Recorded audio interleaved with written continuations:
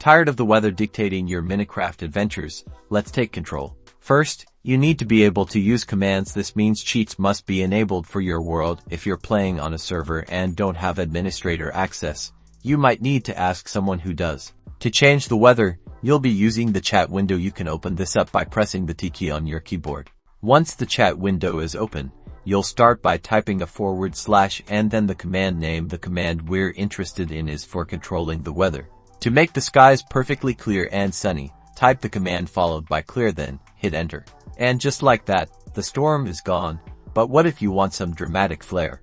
To summon rain, you'll use the same weather command, but this time, you'll type rain after it. Press enter again. Now you have a gentle rain falling. Want to kick it up a notch? For a full-blown thunderstorm, you'll use the weather command once more, but this time, type thunder, hit enter and prepare yourself. Observe the power of a Minecraft thunderstorm.